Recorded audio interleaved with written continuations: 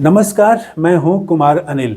मोहन भागवत ने देशवासियों को एक ऐसी सलाह दी है कि उसके बाद तो सोशल मीडिया में हंगामा हो गया है, खूब क्रिया प्रतिक्रिया हो रही है। पक्ष में भी लोग बोलने वाले हैं और विपक्ष में भी बोलने वाले हैं। हालांकि पक्ष में जो बोलने वाले हैं वो थोड़ा सकुचा के बोल रहे हैं, ज़्यादा नहीं बोल रहे हैं, और जो विपक्ष में बोलने वाले हैं वो तो कड़े सवाल उठा रहे हैं।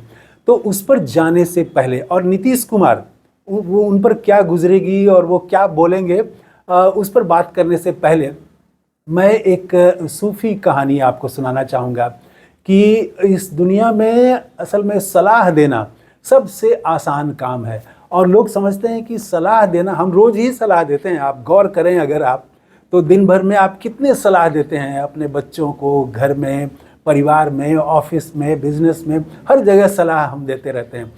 और हम समझते हैं कि मेरे सलाह का बहुत असर हो रहा है, लेकिन कोई असर नहीं होता है, क्योंकि आप जो सलाह देते हैं, जो बोलते हैं, उसमें वो जान नहीं होती है आपके शब्दों में। और इसी के लिए मैं एक सूफ़ी कहानी से बात शुरू करना चाहूँगा कि एक सूफ़ी फ़कीर था और उसके पास एक दिन एक स्त्री पहुँची कि मेरा बेटा जो है वो बहुत ज़्यादा गुड़ खाता है और इसके इतना ज़्यादा गुड़ खाने से हम सभी परेशान हैं। मैं तो इसको मना कर कर के थक गई, ये तो मानने को तैयार नहीं है। इसके पिता ने मना किया तब भी नहीं मान रहा है ये। इस जहाँ पढ़ता है स्कूल में, वहाँ के शिक्षक ने समझाया, किसी की बात का कोई असर नहीं पड़ रहा है बच्चे पर असर नहीं पड़ रहा है। आप तो फ़कीर हैं, आपकी बात का तो बहुत असर होता है। आप जो शब्द बोलते हैं, आपकी वाणी जो होती है, वो उसका बहुत असर होता है। आप सर पर हाथ रख देते हैं, उसका कितना असर होता है। तो आप इस बच्चे को कृपया कह दीजिए कि ये गुड़ न खाए। तो उस सूफ़ी फ़कीर ने तुरंत नहीं कहा। सूफ़ी फ़कीर ने कहा कि 7 दिन के बाद आइए बच्चे को लेके। वो स्त्री को कुछ समझ में नहीं आया कि इतनी छोटी सी बात है, तो गुड़ खाना मना करना है तो कह देते बच्चे को। तो वो उसको समझ में नहीं आया, लेकिन अब फ़कीर की बात है, क्या बोले महिला। वो उसके बाद वो चुपचाप चली गई। फिर 7 दिन के बाद वो पहुंची तो फ़कीर को वो फिर कही कि आपने कहा था और बच्चा इस तरह से गुड़ खाता है बहुत ज़्यादा, हम सब थक गए हैं, हमारे बोलने का, हमारे डांटने का कोई इस पर असर नहीं पड़ रहा है, हमारे शब्दों का। आपके शब्दों का तो बहुत महत्व है, बहुत असर होता है, तो आप बोल दें। तो गुरु ने, वो जो फ़कीर थे, तो फ़कीर जो है वो चुपचाप रहे और कहे कि ऐसा करो 7 दिन के बाद आओ। तो महिला और चकराई कि इतनी छोटी सी बात में ये अब कह रहे हैं कि 7 दिन के बाद और आओ। फिर महिला पहुंची 14वें दिन, तो फिर गुरु ने कह दिया। अब तो महिला बहुत परेशान हो गई कि आखिर गुरु इतनी छोटी सी बात बच्चे को क्यों नहीं कह रहे हैं। तो वो 21वें दिन फिर पहुंची। 21वें दिन पहुंची तो गुरु ने बच्चे से कहा कि बेटा गुड़ खाना छोड़ दो, और उसके सिर पर हाथ रखा और फिर कहा कि बेटा गुड़ खाना छोड़ दो। तो उस स्त्री ने कहा कि आपने इतनी ही बात कहने के लिए 21 दिन क्यों लगाए। तो वो फ़कीर ने कहा कि मैं खुद बहुत ज़्यादा गुड़ खाता था, तो मुझे छोड़ने में 21 दिन लगे। तो जो काम मैं खुद करता हूँ वो काम दूसरे को नहीं करने की सलाह कैसे दे सकता हूँ। तो पहले तो मुझे उस पर खुद अमल करना था, तो मुझे गुड़ छोड़ने में 21 दिन लगे हैं, और अब मैं ये बात कह रहा हूँ।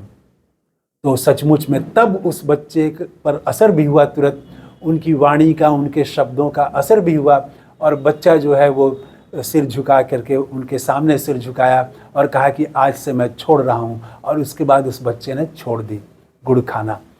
तो शब्दों में आपका प्रभाव जो है वो कैसे होगा, इसी पर विपक्ष ने सवाल उठाया है, जो उनके खिलाफ बोलने वाले लोग हैं। और उनके पक्ष में जो बोलने वाले लोग हैं, बड़े नेता तो नहीं बोले हैं, लेकिन सांसद मनोज तिवारी को पत्रकारों ने घेरा, तो वो भी कुछ कटते बचते हुए वो निकले कि आरएसएस जो है वो देशभक्त संगठन है, और जब उनके प्रमुख ने, मोहन भागवत जी ने कहा है, तो देश के हित में ही कहा होगा। बस इतना ही कह के वो आगे चले गए। एक दो और सांसदों का बयान जो है वो पार्लियामेंट में पत्रकारों ने पूछा है, तो इसी तरह से जवाब उन्होंने दिया है कि जब आरएसएस के प्रमुख कह रहे हैं तो ठीक ही कह रहे होंगे। ज़्यादा वो नहीं बोल पा रहे हैं। इधर विपक्ष के तरफ से तो किसी बड़े नेता ने नहीं कहा, लेकिन जिन लोगों ने भी कहा वो कड़े सवाल उन्होंने उठाए हैं। और उसमें सबसे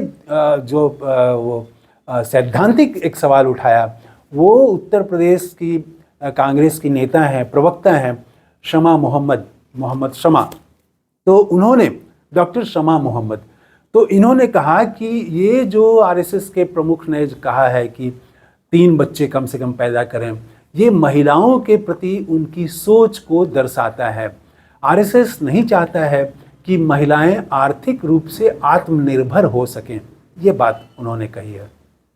तो जब ज़्यादा बच्चे पैदा होंगे तो जाहिर है कि महिला जो है वो घर के भीतर ही रहेगी, वो आर्थिक गतिविधियों में, वो उसके भीतर जो और क्षमता है वो उसके लिए वो बाहर नहीं निकल पाएगी। उन बच्चों के लालन पालन में ही उसका बड़ा समय गुजर जाएगा, जब तक बच्चे बड़े नहीं होते हैं। तो ये कहा उन्होंने।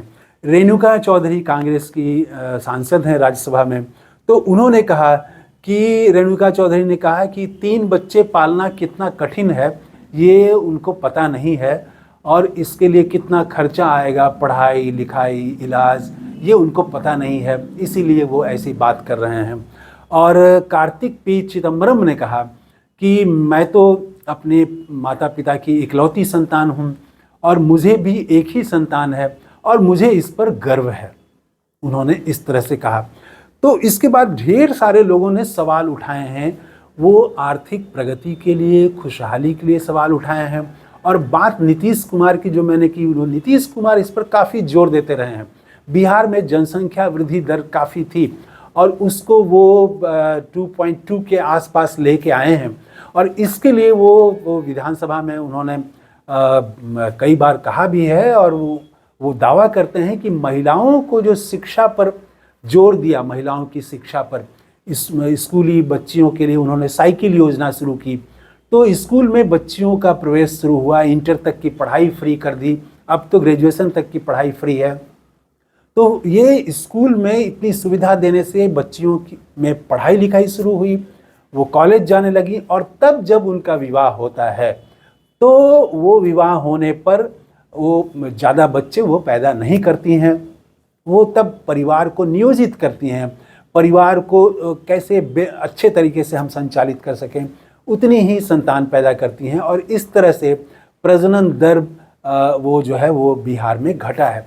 तो पूरे देश में तो ये कहा जाता है, और ख़ास करके भारतीय जनता पार्टी के समर्थक तो जनसंख्या वृद्धि को महंगाई की एक वजह बताते रहे हैं, बेरोजगारी की एक वजह बताते रहे हैं। कि बेरोजगारी क्यों है पूछिए तो भारतीय जनता पार्टी के समर्थक से, तो वो सरकार की नीतियों की आलोचना नहीं करेंगे, वो केंद्र सरकार की, राज्य सरकार की नीतियों की आलोचना नहीं करेंगे। वो पहला कारण बताएंगे, इतनी जनसंख्या है, कोई कैसे रोजगार दे सकता है। तो वो जनसंख्या वृद्धि को तो समस्या मानते रहे हैं, बड़ा तबका भारत में मानता रहा है, और भारतीय जनता पार्टी के समर्थक भी मानते रहे हैं।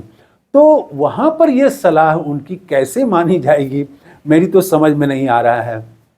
नीतीश कुमार काफ़ी इस पर जोर देते रहे हैं, उनकी पार्टी अब मोहन भागवत के बयान पर क्या बोलेगी पता नहीं, ऐसी चीज़ों पर अब प्रायः चुप रह जाते हैं। एक समय था जब नीतीश कुमार काउंटर कर देते थे, भाजपा की तरफ से या आरएसएस की तरफ से कोई ऐसा बयान आता था जो वैज्ञानिक न हो, जो विवेकपूर्ण न हो, जो तथ्यों के हिसाब से न हो, जो सुशासन के अनुकूल न हो, तो उसका काउंटर कर देते थे। लेकिन अब तो वो इस स्थिति में ही नहीं है कि वो काउंटर कर सकें, उनकी स्थिति तो हम लोग देख रहे हैं। लेकिन पार्टी जदयू क्या स्टैंड लेगी वो भी शायद चुप ही रह जाए, क्योंकि वो तो पूरा अब तो एक तरह से भाजपा पर निर्भर हैं, शायद ही इससे अलग राय रख पाएँ। लेकिन ये एक बवाल हो गया है देश में। आप क्या सोचते हैं, मोहन भागवत ने जो जनसंख्या वृद्धि पर रखा कि 3 बच्चे कम से कम होने चाहिए, इस पर आपकी क्या राय है, कमेंट करके ज़रूर बताइएगा। थैंक यू, धन्यवाद, जय हिंद।